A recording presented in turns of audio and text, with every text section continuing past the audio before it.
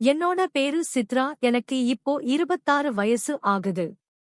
என்னோட சொந்த ஊரு மதுரைக்கு பக்கத்துல இருக்கக்கூடிய ஒரு கிராமம். எங்க குடும்பம் ஒரு நடுத்தர குடும்பம்தான். எனக்கு கல்யாணம் பண்ணணும் அப்படின்னு சொல்லி ஆசைப்பட்டு பக்கத்து கிராமத்தை சேர்ந்த ஒருத்தரை பார்த்து என்னோட அம்மா அப்பா எனக்கு கல்யாணம் பண்ணி வச்சாங்க.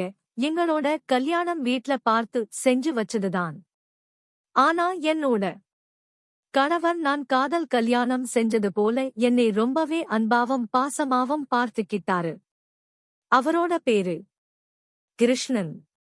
அவருக்கு 30 வயசு ஆகுது. நாங்க எங்க கிராமத்திலேயே ஒரு பெட்டிக்கடை வச்சு அதுல வர வருமானத்தை வச்சுதான் எங்களோட குடும்பத்தை நடத்திக்கிட்டு இருந்தோம். எனக்கு 2 குழந்தைங்க பிறந்தாங்க.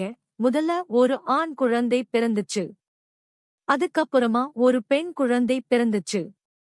பையனுக்கு வாசு அப்படின்னு சொல்லி பெயர் வச்சோம். பொண்ணுக்கு ஸ்வேதா அப்படின்னு சொல்லி பெயர் வச்சோம். 2 பேரையுமே ஒரே மாதிரி அன்பா பாசமா வளர்க்க ஆரம்பிச்சோம். இப்படியே 5-6 வருஷம் அந்த கிராமத்திலேயேதான் நாங்க வாழ்ந்தோம். எங்க கிராமத்தில இருந்து பசங்களை ஸ்கூலுக்கு அனுப்பணும் அப்படின்னா ஒரு 20 கிலோமீட்டர் தாண்டிதான் போகணும். போயிட்டு வருது அப்படிங்கிறது ரொம்பவே சிரமமான ஒரு விஷயம். குழந்தைகளோட வாழ்க்கை எதிர்காலம் இது எல்லாத்தையுமே யோசிச்சு கிராமத்துல இருக்க எங்க வீட்டை வித்துட்டு டவுனுக்கு போகலாம் அப்படின்னு சொல்லி நானும் என்னோட கணவரும் முடிவு பண்ணோம். கிராமத்துல எங்களுக்கு வீடு மட்டும் இல்லாம கொஞ்சம் நிலமுமே இருந்துச்சு. அது எல்லாத்தையுமே வித்ததுல கொஞ்சம் பணமும் கிடைச்சுச்சு. நகரத்துல ஒரு ஒதுக்குப்புறமான ஒரு இடத்துல சொந்தமா ஒரு வீட்டையும் வாங்கி அங்கதான் நாங்க குடியேறினோம். மீதி இருந்த பணத்துல ஒரு மல்லிகை கடை ஆரம்பிச்சோம். எங்களோட வாழ்க்கை ரொம்பவே சந்தோஷமா அந்த நகரத்துல ஆரம்பிச்சது. இப்படியே ஒரு 5 வருஷம் நாங்க ரொம்பவே சந்தோஷமா எங்க பிள்ளைகளை பார்த்துக்கிட்டு நாங்களும் எங்களோட வாழ்க்கையை வாழ்ந்துட்டு இருந்தோம்.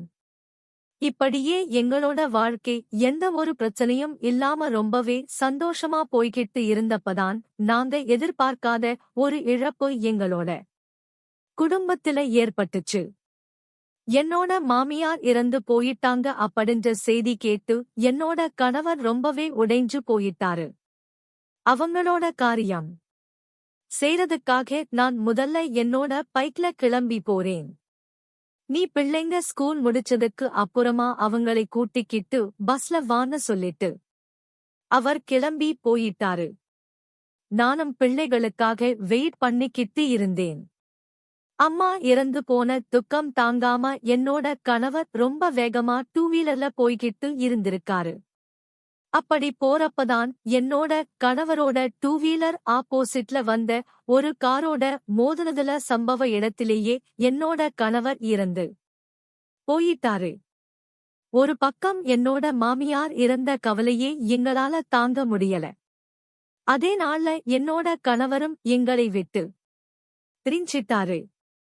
எங்க குடும்பத்துல 2 பேரோட மரணம் எங்களோட வாழ்க்கையே அப்படியே புரட்டி போட்டுருச்சு. எங்களுக்குன்னு யாருமே நகரத்தில இல்லை. என்னோட கணவரை நம்பிதான் எல்லாத்தையுமே விட்டுட்டு நகரத்துக்கு வந்தோம். இப்போ அவரும் எங்க கூட இல்ல. நான் தனி ஆளா ரொம்பவே கலங்கி போய் நின்னேன். ஆனாலும் என்னோட பிள்ளைகளுக்காக நான் வாழணும் அப்படின்ற ஒரு சூழ்நிலை ஏற்பட்டுச்சு. அவங்களை நான் தான் நல்லபடியா வளர்க்கணும். அவங்களை நல்லபடியா படிக்க வச்சு ஒரு நல்ல நிலைமைக்கு கொண்டு வரணும் அப்படின்ற வைராக்கியம் மட்டும் என்னோட மனசுல எப்பவுமே இருந்துச்சு. வீடு சொந்தமா இருந்ததுனால கணவர் இறந்ததுக்கு அப்புறம் ஓரளவுக்கு எங்களோட மல்லிகை கடையை நானே நடத்தி அதுல வர வருமானத்தை வச்சு என்னோட பிள்ளைகளை வளர்க்க ஆரம்பிச்சேன். என்னோட 2 பிள்ளைகளுமே அப்பா எப்படி இருந்து அவங்களை வளர்ப்பாங்களோ அந்த அளவுக்கு தனி ஒரு ஆளா நின்னு அவங்களை நல்லபடியா படிக்க வச்சு ஒரு நல்ல நிலைமைக்கு கொண்டு வந்தேன். என்னோட பையன் சென்னையில ஒரு தொழிற்சாலைக்கு வேலைக்கு சேர்ந்தான். என்னோட பொண்ணும் நல்லா படிக்க வச்சு அவளுக்கும் கல்யாணம் செஞ்சு கொடுத்தேன். அதுக்கப்புறமா வாசனுக்கு திருமணம் பண்ணி வச்சேன். அவன் அவனோட வைப் கூட சென்னைக்கே போயிட்டான்.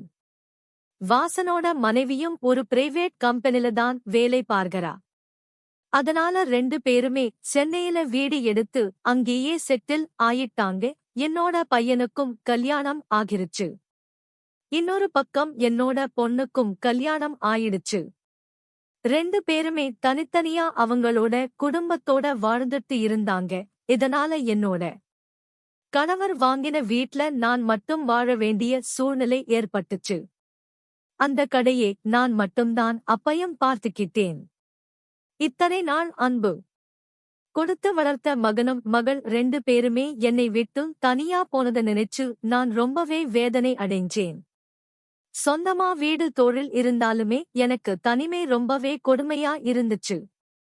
என்னதான் நமக்கு பணம் வருது அப்படினாலும் நம்ம கூட அன்பு காட்ட ஒருத்தங்க இல்ல அப்படின்னா அது எவ்வளவு கொடுமை அப்படிங்கிறத ஒவ்வொரு நாளுமே என்னோட மகனும் மகளும் என்னை விட்டு போனதுக்கு அப்புறமா நான் புரிஞ்சுக்க ஆரம்பிச்சேன். அப்பதான் என்னால தனியா இருக்க முடியாதுன்னு சொல்லி என்னோட பையன் கிட்ட நானும் உன் கூட அங்கேயே வந்துறேன், என்ன அங்கேயே கூட்டிட்டு போயிரேன்னு சொல்லி கேட்டேன். ஆனா என்னோட பையன் கல்யாணத்துக்கு அப்புறமா தன்னோட மனைவியோட சந்தோஷம்தான் முக்கியம்னு நினைச்சான். பெத்த தாய் கஷ்டப்படுறான்னு சொல்லி அவன் கொஞ்சம் கூட யோசிக்கவே இல்லை. இல்லம்மா, இங்க வந்தா உனக்கும் கஷ்டமா இருக்கும், உனக்கு அங்க இருக்கிறதுதான் பரவாயில்லையா இருக்கும். நாங்க 2 பேரும் வேலைக்கு போயிட்டோம்னா நீ மட்டும் தனியாதான் வீட்ல இருக்கணும். சோ இங்கேயும் நீ வந்து இதே விஷயத்தை தான் சொல்லி புலம்பிட்டு இருப்பா. அதனால நீ ஊர்லயே இரு. உனக்கு தேவையான பணத்தை மாசம் மாசம் நான் அனுப்பி வைக்கிறேன் அப்படின்னு சொன்னான். நீ கடையே கூட நடத்த வேணாம், அதை பார்த்துக்கிறதுக்கு உங்களுக்கு கஷ்டமா இருக்கும், நீங்க வீட்லயே இருங்க, உங்களுக்கு தேவையான எல்லாத்தையுமே நானே இங்க இருந்து அனுப்புறேன். இதை கேட்ட நானும் சரி என்ன பண்றது, கடைசி காலம் வரைக்கும் நம்ம தனிமையிலதான் இருக்கணும்து நம்மளோட தலை எழுத்து போலன்னு சொல்லி அதுக்கப்புறமா நான் எதுவுமே சொல்லல. மாசம் மாசம் என்னோட பையன் என்னோட அக்கவுண்டக்கு காசு அனுப்பிடுவான்.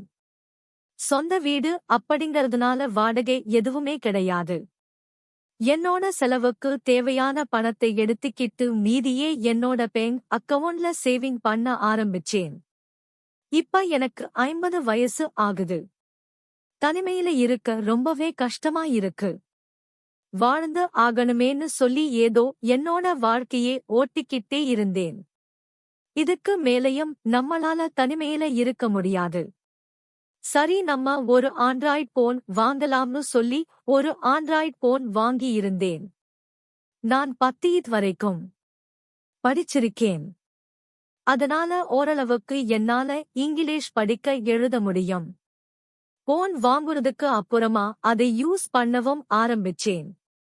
அதுல சோசியல் மீடியால நிறைய விஷயங்களை பார்த்து என்னோட நேரத்தை போக்க ஆரம்பிச்சேன். இப்படி செஞ்சாலும் என்னால தனிமையை போக்கவே முடியல. என்னோட ஆசையை தீர்த்துக்கிறதுக்காக நான் சில படங்களை பார்க்கவும் ஆரம்பிச்சேன். இது தப்புதான், தனிமையில இருக்கிறவங்க வேற என்ன செய்வாங்க? அதனால நான் ஒரு சில ஆபாச படங்களையும் என்னோட போன்ல பார்க்க ஆரம்பிச்சேன். என்னோட பையன் காலேஜ் படிக்க ஆரம்பிச்சப்போ என்னோட பையனுக்கு வேணுமேன்னு சொல்லிட்டு எங்க வீட்டோட ஃபர்ஸ்ட் ஃப்ளோர்ல ஒரு 2 ரூம் கட்டணும். அதுலதான் அவன் தங்கி படிக்கிறது எல்லாமே பண்ணுவான். அவன் வேலைக்கு போயிட்டு கல்யாணம் பண்ணதுக்கு அப்புறமா அந்த 2 ரூமுமே பூட்டிதான் இருந்துச்சு. சரி, அதை யாருக்காவது வாடகைக்கு விட்டா அந்த நபர் கூடயாவது பேசிக்கிட்டு நம்ம பொழுது போக்கிக்கலாம்னு சொல்லிட்டு வாடகைக்கு விடப்படும்னு சொல்லி போர்டு மாட்டி இருந்தேன். கேட்ல இருந்த விளம்பரத்தை பார்த்துட்டு சேகர் அப்படிங்கிற 20 வயசான ஒரு பையன் அந்த ரூம் எனக்கு வாடகைக்கு வேணும்னு சொல்லி கேட்டான். என்னோட சொந்த ஊரு மதுரைக்கு பக்கத்துல ஒரு கிராமம்தான். இப்ப நான் இந்த ஊர்ல தங்கி ஒரு பிரைவேட் கம்பெனில வேலை பார்த்துட்டு இருக்கேன். எனக்கு டெய்லியுமே ஊருக்கு போயிட்டு வருது. ரொம்பவே சிரமமா இருக்கு. அதுவும் இல்லாம இங்க வீடு வாடகைக்கு எடுக்கணும் அப்படின்னா ஃபேமிலியா இருக்கறவங்களுக்கு தான் கொடுப்பேன்னு சொல்றாங்க. நான் சிங்கிளா இருக்கறதுனால எனக்கு எங்கேயுமே வாடகைக்கு வீடு கிடைக்கல. அதுவும் இல்லாம உங்களோட இடத்துல இருந்து எனக்கு கம்பெனிக்கு போறதுக்கு ரொம்பவே ஈஸியா இருக்கும். நீங்களும் 2 ரூம் தான் இருக்குன்னு சொல்லி இருக்கீங்க. எனக்கு வாடகைக்கு விட்டீங்கன்னா ரொம்பவே சௌரியமா இருக்கும்னு சொன்னான். எனக்கும் சரி விட்டோம்னா வாடகை கிடைக்கும்னு சொல்லிட்டு அந்த பையனுக்கே என்னோட வீட்ட நான் வாடகைக்கு விட்டேன். அந்த பையனே சமைச்சு சாப்பிட்டுக்கிட்டு வேலைக்கு போயிட்டு வந்துட்டு இருந்தான். நானும் டெய்லியும் காலையில போகும்போது சரி நைட் வரும்போதும் அவனை பார்ப்பேன். என்ன பார்த்தா சிரிப்பான். கொஞ்ச நாள் போகும்போது 2 பேரும் பேச ஆரம்பிச்சோம். நானும் தனியா சமைச்சு சாப்பிட்டுட்டு இருக்கேன். நீயும் தனியாதான் சமைச்சு சாப்பிட்டுட்டு இருக்க. எதுக்கு 2 சமையல் பண்ணணும்? நானே உனக்கு 3 வேளைய சமைச்சு தரேன். இங்கேயே நீ சாப்பிட்டுக்கலாம். என் கூட பேசிக்கிட்டு இருந்தா எனக்கும் தனிமையில இருக்கறது கொஞ்சம் குறையும்னு சொன்னேன்.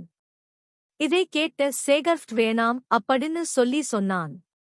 ஆரம்பத்துல நான் சொல்லும்போது உங்களுக்கு எதுக்கு ஆண்டி சிரமம், நீங்க வீடே வாடகைக்கு கொடுத்திருக்கீங்க, இதுக்கு மேல எனக்கு எந்த ஹெல்ப்பும் வேணான்னு சொன்னான். ஒருத்தருக்கு சமைச்சு எனக்கு போரடிக்குது தம்பி. உனக்கும் சேர்த்து நான் சமைச்சு தாரேன்னு சொன்னேன். பரவாயில்ல நீங்க குடுங்கன்னு சொல்லிட்டு ஓகேன்னு சொல்லிட்டான். அதுக்கப்புறமா லீவு நாள்ல ஈவினிங் வந்ததுக்கு அப்புறமா என்னோட வீட்டுக்கு சேகர் வந்து 2 பேரும் ஒன்னாதான் உட்கார்ந்து சாப்பிடுவோம். அதுக்கப்புறம் 2 பேரும் சேர்ந்து டிவி பார்த்து எங்களோட நேரத்தை ஸ்பெண்ட் பண்ணுவோம். இப்படியே நாள் போக போக தனிமையில் இருந்த எனக்கு ஒரு துணை கிடைச்ச மாதிரியான ஒரு திருப்தி ஏற்பட்டுச்சு. அது மட்டும் இல்லாம சேகரை பார்க்கிறப்போ எனக்கு வேற மாதிரியான ஆசைகள் தோண ஆரம்பிச்சது.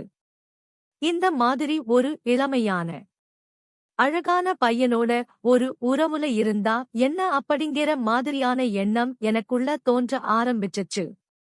ஏன்னா நான் ரெகுலரா என்னோட போன்ல நிறைய வீடியோஸ நான் பார்ப்பேன். அதுல இருக்க மாதிரி நானும் சந்தோஷமா இருக்கணும்னு நினைச்சேன். அதனால சேகர் கூட இன்னமுமே நெருக்கமா பழக ஆரம்பிச்சேன். அவனுக்கு பிடிச்சத தேவையான விஷயத்தை எல்லாம் கேட்டு செஞ்சு கொடுக்க ஆரம்பிச்சேன்.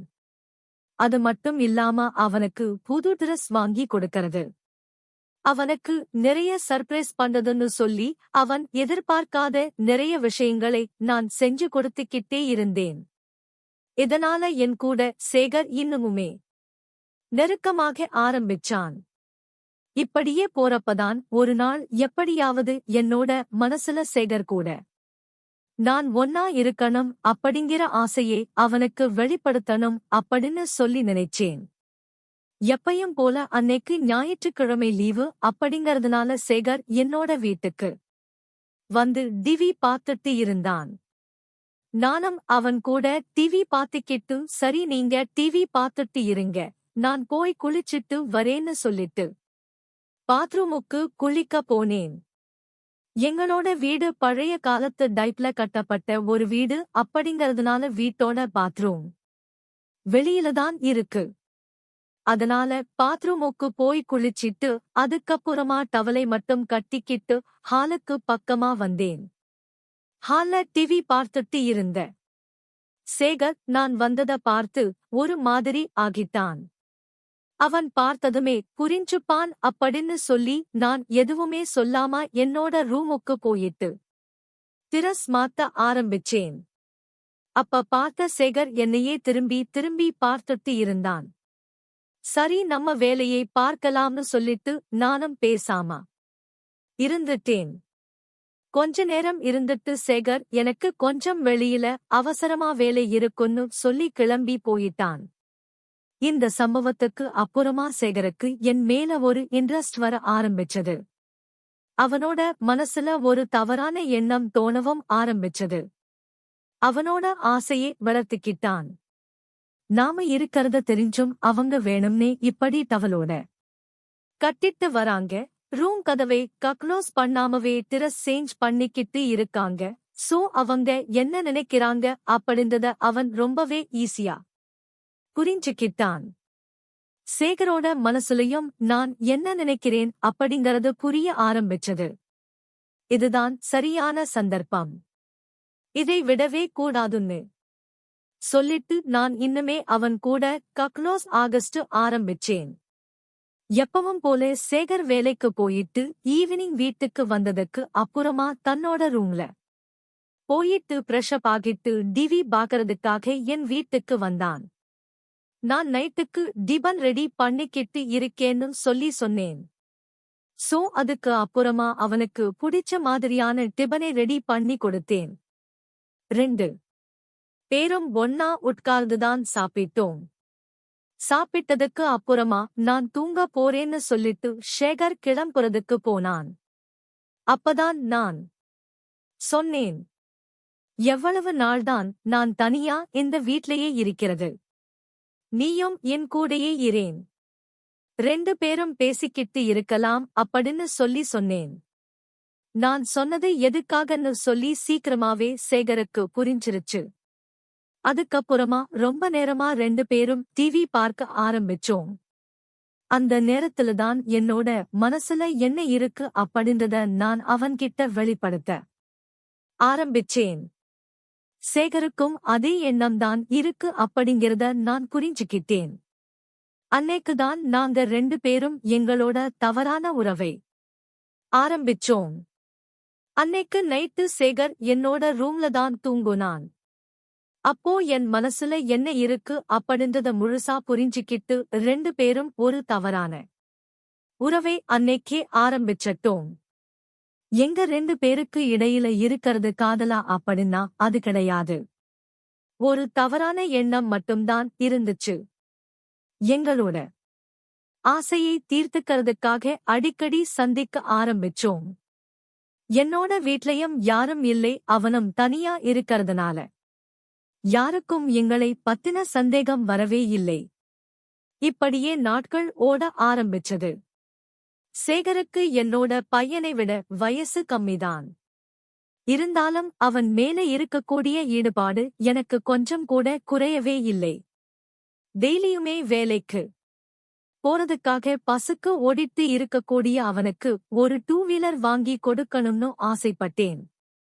அதனால என்னோட சேவிங்ஸ்ல இருந்த 1 லட்சம் ரூபாய் பணத்தை எடுத்து கொடுத்து அவனுக்கு பிடிச்ச மாதிரியான ஒரு பைக்கையும் வாங்கி கொடுத்தேன். அதுக்கப்புறமா அவன் வேலைக்கு போட்டுட்டு போறதுக்கு டிரஸ் இன்னும் என்னென்ன திங்ஸ் எல்லாம் அவனுக்கு வேணுமோ அது எல்லாமே நான் கேட்டு அவனுக்கு பண்ணி கொடுத்தேன். சேகருக்கு மாச சம்பளம் 20,000 தான் வரும். அதுல அவனோட அம்மா அப்பாவுக்கும் அவன் காசு அனுப்புறான். அதனால அவனுக்கு தேவையான எந்த விஷயத்தையுமே அவன் பண்ணிக்க மாட்டான். முடிஞ்ச வரைக்கும் கம்மி செலவுல மீதி பணத்தை மிச்சப்படுத்தணும்னு தான் எப்பவுமே இருப்பான். இதை பார்த்துட்டுதான் அவனுக்கு தேவையான எல்லாத்தையுமே செஞ்சு கொடுத்து அவனை என்னோட கண்ட்ரோல்லையே வச்சிருந்தேன்.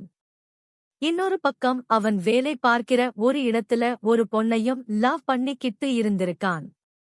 ஆனா அது எனக்கு தெரியாது. அவன் என் கூட ஒரு தவறான உறவுலையே இருந்திருக்கான். இன்னொரு பக்கம் இன்னொரு பொண்ணையும் காதலிச்சிட்டு இருந்திருக்கான். இந்த விஷயம் எதுவுமே எனக்கு ஆரம்பத்துல தெரியாது. அதனால நான் சேகர் மேல அளவுக்கு அதிகமான பாசத்தை காட்ட ஆரம்பிச்சேன். என்னோட லைஃப்ல இதுக்கு அப்புறமா நமக்கு எல்லாமே இவன்தான் அப்படின்னு சொல்லி எனக்கு தோணுச்சு. சேகர் என்னோட வாழ்க்கையில வந்ததுக்கு அப்புறமா நான் திரும்பவும் இளமையா இருக்கற மாதிரி ஃபீல் பண்ண ஆரம்பிச்சேன். என்னோட ட்ரெஸ்ஸிங் எல்லாமே மாத்திக்கிட்டேன். அடிக்கடி சேகர் கூட பைக்ல பிடிச்ச இடங்களுக்கு போகவும் ஆரம்பிச்சேன். இதை பார்த்த அந்த தெருவுல இருக்க நிறைய பேருக்கு எங்க பேல சந்தேகம் வர ஆரம்பிச்சுச்சு. அது மட்டும் இல்லாம எங்களை அசிங்கமா பார்க்கவும் அசிங்கமா பேசவும் ஆரம்பிச்சாங்க. சின்ன பையனோட எப்படி ஊர் சுத்துறா பாரு, இந்த வயசுல இவளுக்கு தேவையா? பசங்களே கல்யாணம் பண்ணி கொடுத்து பேர பிள்ளைகளை எடுத்துட்டா கிழவிக்கு வந்த வாழ்க்கையை பாருன்னு சொல்லி என்னென்னவோ சொன்னாங்க. ஆனா நான் எதையுமே காதுல வாங்கிக்கல. இதுக்கப்புறமா எங்களோட தெருவுல தான் என்னோட பையனோட ஃப்ரெண்ட் ஒருத்தனோ இருக்கான். அவன் என்னோட பையனுக்கு கால் பண்ணி, உங்க அம்மா உன் வீட்ல ஒரு 20 வயசு பையனை வாடகைக்கு வச்சிருக்காங்க, அந்த பையனோட தான் வெளியில ஊர் சுத்திக்கிட்டு இருக்காங்க, நிறைய விஷயத்தை உங்க அம்மா அந்த பையனுக்கு வாங்கி கொடுத்து 2 பேருமே ரொம்ப நெருங்கி பழகிட்டு இருக்காங்க. அவங்க பேசி பழகுறத பார்த்தா ரொம்பவே தப்பா இருக்கு. அதுவும் இல்லாம இந்த ஏரியால இருக்க எல்லாருமே ரொம்பவே அசிங்கமா பேசுறாங்க. வாசு, நீதான் இதை எல்லாத்தையும் பார்த்துக்கணும். வந்து உன்னோட அம்மாவை உன்னோடையே கூட்டிட்டு போயிரு அப்படின்னு சொல்லிருக்கான். இதை எல்லாத்தையுமே கேட்ட என்னோட பையன் என்கிட்ட எதுவுமே கேட்காம நேரா சென்னையில இருந்து கிளம்பி என்னோட வீட்டுக்கு வந்திருக்கான். என்னோட பையன் வருது தெரியாம எப்பவும் போல நானும் சேகரும் ஒன்னா உட்கார்ந்து பேசி சிரிச்சு டிவி பார்த்துட்டு இருந்தோம். இதை பார்த்ததுமே வாசு ஆடி போயிட்டான். இந்த வயசுல இந்த பையனோட என்னோட அம்மா என்ன செய்றாங்க அப்படின்னு அவனுக்கு ஆச்சரியமா இருந்துச்சு. அந்த இடத்துல என்னோட பையனை நான் கொஞ்சம் கூட எதிர்பார்க்கவே இல்ல. எனக்குமே அதிர்ச்சியாதான் இருந்துச்சு. அதுக்கப்புறமா சேகர் கிட்ட, நான் எங்க அம்மாவோட கொஞ்சம் பேசணும், நீங்க உங்க வீட்டுக்கு போறீங்களா அப்படின்னு சொன்னான். உடனே சேகர் எதுவுமே சொல்லாமா அங்க இருந்து கிளம்பி போயிட்டான். அவன் போனதுக்கு அப்புறமா என்னோட பையன் என்கிட்ட பேச ஆரம்பிச்சான். என்னம்மா நீ பண்ணிட்டு இருக்க இந்த வீட்ல? இந்த ஏரியால இருக்க எல்லாருமே உன்ன தப்பா பேசுறாங்க.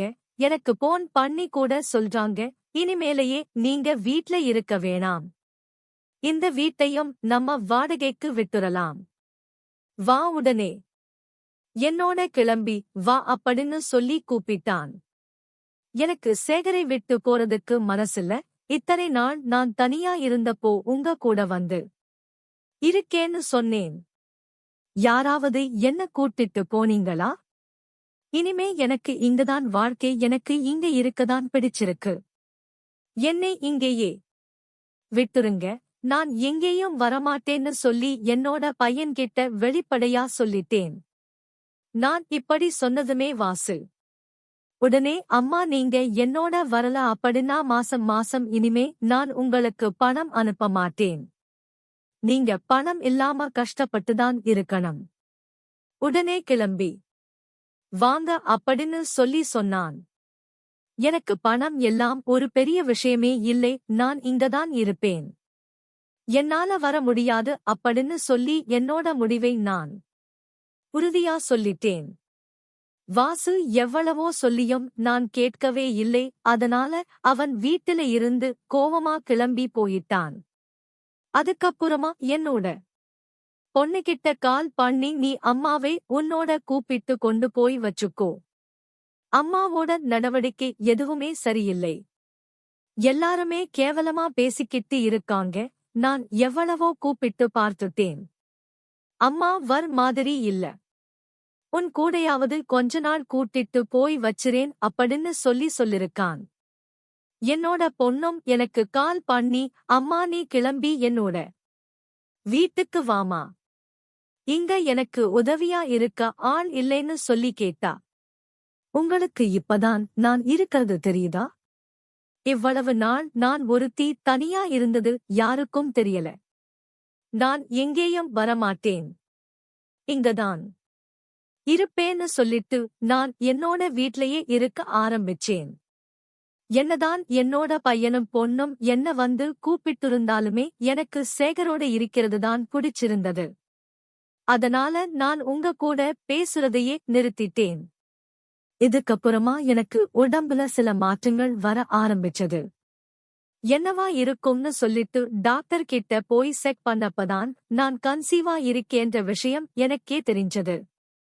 என்னமா நீங்க 50 வயசுல கன்சீவ் ஆயிருக்கீங்கன்னு டாக்டரே அதிர்ச்சியா பார்த்தாங்க. என்னோட வயித்துல வளர கருவுக்கு காரணம் சேகர் தாங்கறது எனக்கு தெரியும். இனிமையிலையும் நம்ம சேகரை விடக்கூடாது. அவனை கல்யாணம் பண்ணிக்கிட்டு வாழணும்னு சொல்லி நான் சேகர்கிட்ட உன்ன கல்யாணம் பண்ணிக்க ஆசைப்படுறேன். நீயும் என்ன கல்யாணம் பண்ணிக்க அப்படின்னு சொல்லி கேட்டேன். இதை கேட்டதுமே சேகர் ஆடி போயிட்டான். தன்னோட ஆசையை தீர்த்துக்கிறதுக்காகவும் பணத்துக்காக மட்டும்தான் அவன் என்னை பயன்படுத்திக்கிட்டு இருக்கான். இப்போ என்ன கல்யாணம் பண்ணிக்கோ அப்படின்னு சொன்னதுமே என்ன பண்றது அப்படின்னு தெரியாம உன்ன கல்யாணம் பண்ணிக்க முடியாது.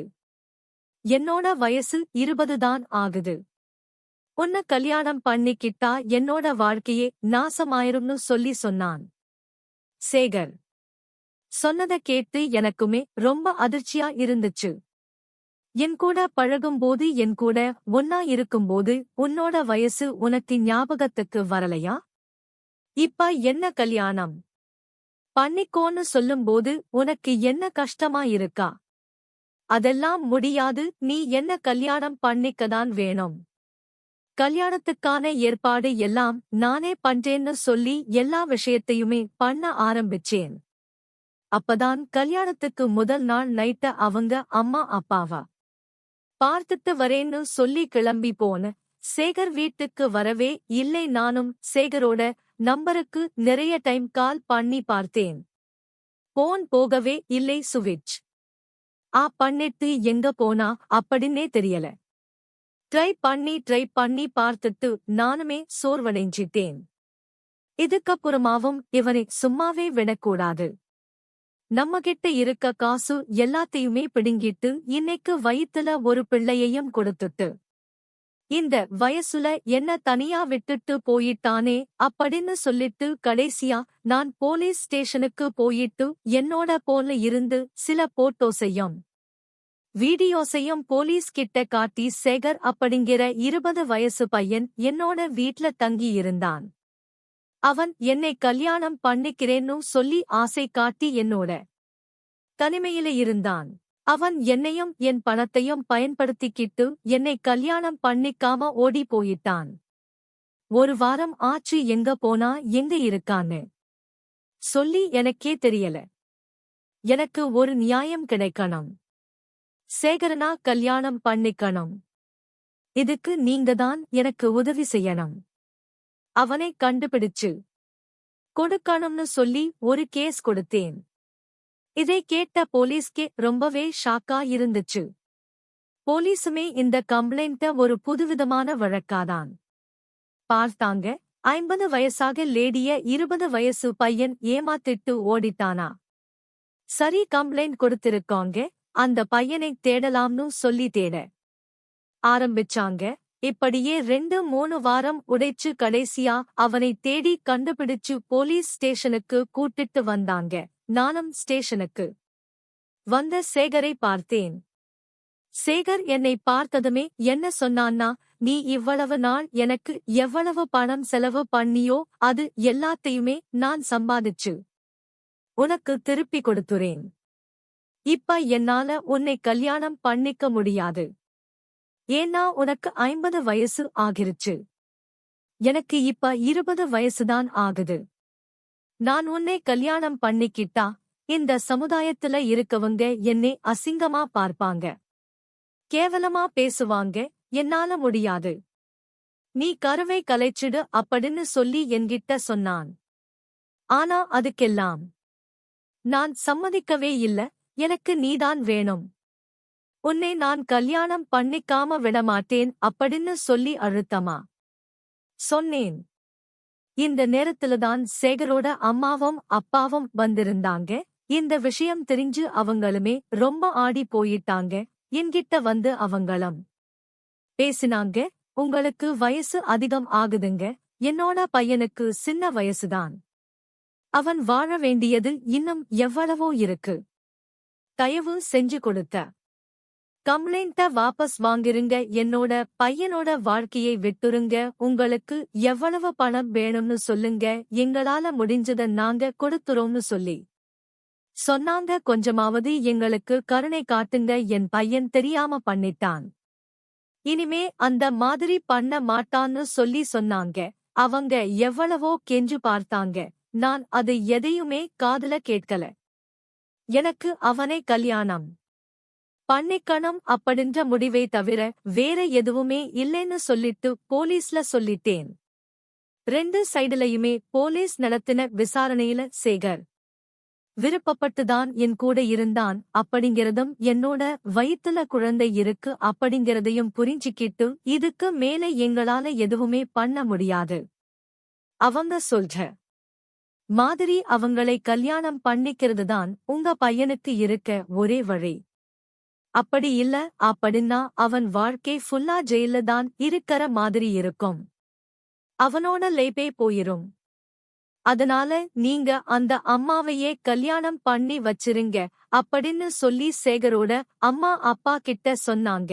அவங்களும் என்ன பண்றதுன்னு தெரியாம முழிச்சுக்கிட்டே இருந்தாங்க. கடைசியா அந்த போலீஸ் ஸ்டேஷன்ல வச்சு எனக்கும் சேகருக்கும் கல்யாணம் ஆச்சு. என்னதான் சேகர் இதுக்கு முன்னாடி பணத்துக்காக ஆசைப்பட்டும் உடல் சுகத்துக்காக என் கூட பழகி இருந்தாலும், இப்ப என்னை கல்யாணம் பண்ணிக்கிறதுல துளி கூட அவனுக்கு விருப்பமே இல்லை. இருந்தாலும் என்னால அவனை விட்டு கொடுக்க முடியாது அப்படிங்கறதுக்காக கல்யாணம் பண்ணி அவங்க வீட்டுக்கு மருமகளா போனேன். எனக்கும் சேகருக்கும் கல்யாணம் ஆன விஷயம் தெரிஞ்சு சேகரோட சொந்தக்காரங்க ஃப்ரெண்ட்ஸ் எல்லாமே அவங்க அம்மா அப்பா அவங்க குடும்பத்தையே ரொம்பவே கேவலமா பேச ஆரம்பிச்சாங்க. ஒரு முறை நானும் சேகரும் அவங்க ஊருக்கு போயிருந்தோம். அப்ப எங்களை பார்த்த அந்த ஊர்ல இருக்க எல்லாருமே ரொம்பவே கேவலமா அவங்களை பேச ஆரம்பிச்சாங்க. இது எல்லாத்தையுமே பார்த்துட்டு சேகரோட அம்மா அப்பா இதுக்கு மேலையும் இந்த அவமானத்தை தாங்கிட்டு வாழ முடியாது அப்படின்னு சொல்லி என்கிட்ட வந்து திரும்பவும் கெஞ்ச ஆரம்பிச்சாங்க.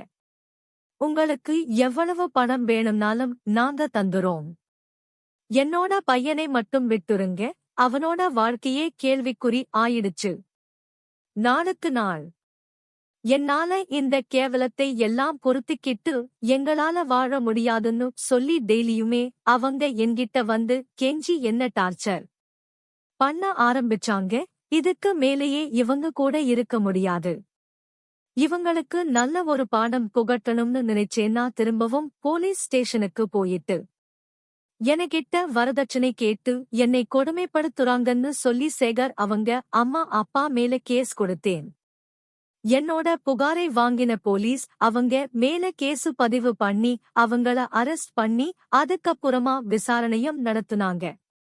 விசாரிக்கிறப்பதான் சேகரோட அம்மா அப்பா நடந்த எல்லா உண்மையுமே போலீஸ் கிட்ட சொன்னாங்க. நாங்க அவங்க கிட்ட எந்த ஒரு வரதட்சணையும் கேட்கல, எங்களோட பையனோட வாழ்க்கையில இருந்து போயிருங்க, உங்களுக்கு எவ்வளவு பணம் வேணாலும் நாங்க சம்பாரிச்சு கொடுத்துறோம்னு சொல்லிதான் கேட்டோம்னு சொல்லி சொன்னாங்க. நான் கொடுத்தது பொய்யான வழக்குன்னு தெரிஞ்சதுக்கு அப்புறமா போலீஸ் அவங்க எல்லாத்தையுமே ரிலீஸ் பண்ணிட்டாங்க.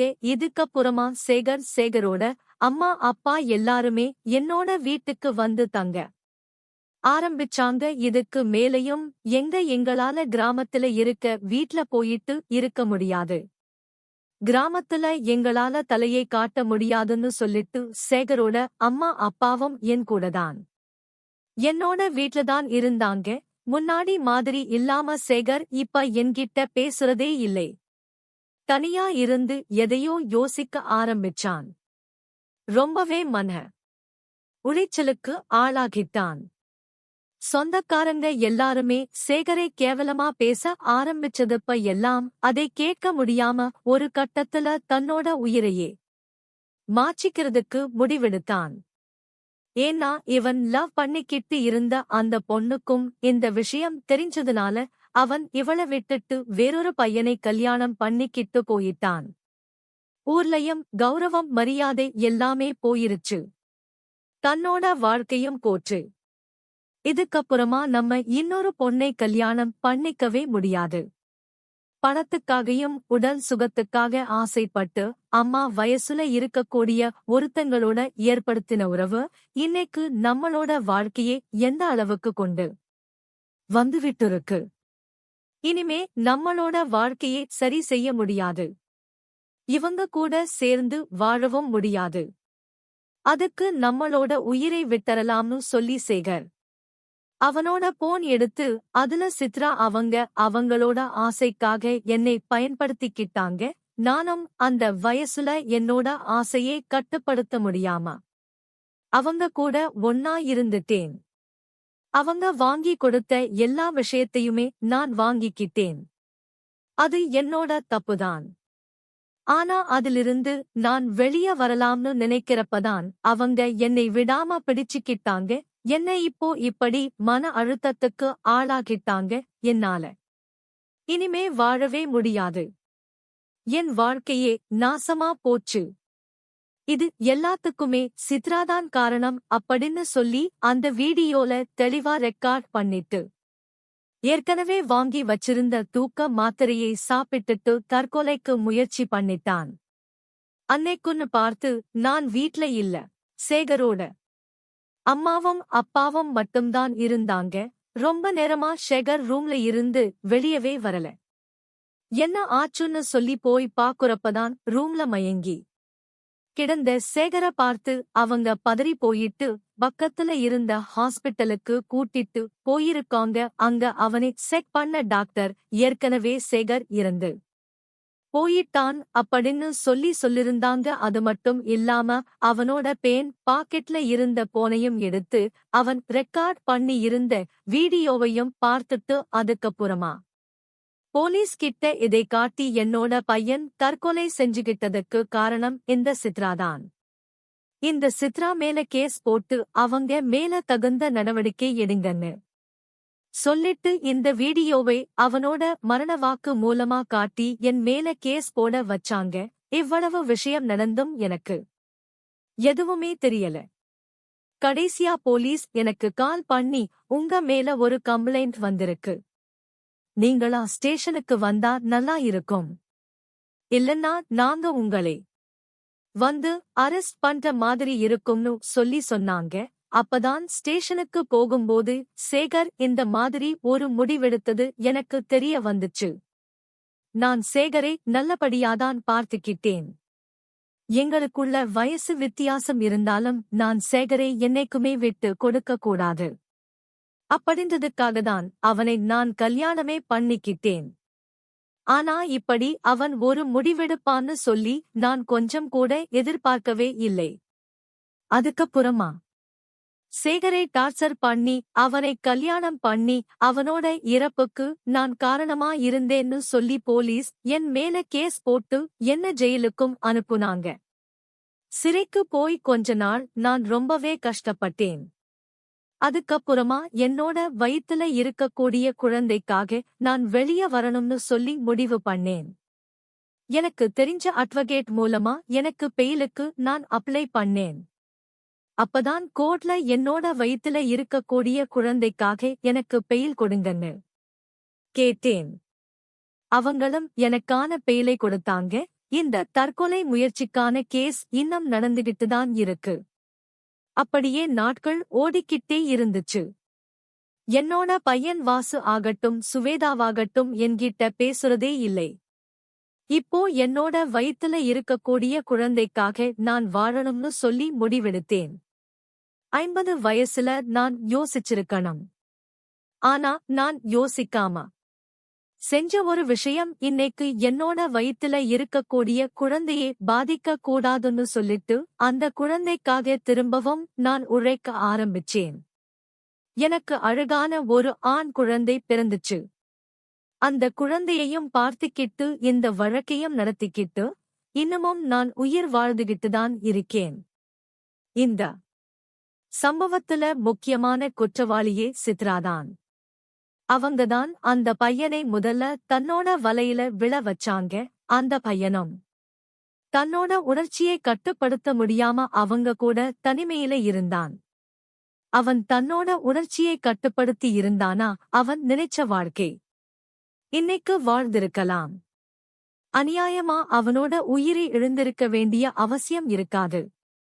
சேகர் தன்னோட ஆசையை அடக்க முடியாம 50 வயசாக கூடிய ஒரு பொண்ணு கூட தவறான உறவுல இருந்ததுதான் அவ செஞ்ச பெரிய ஒரு தப்பு. 50 வயசுல உணர்ச்சிகள் இருக்கக்கூடாதா? அப்படின்னா தாராளமா இருக்கலாம். உடல் உணர்ச்சிகளே உடல் பசியை போக்கிக்கணும்.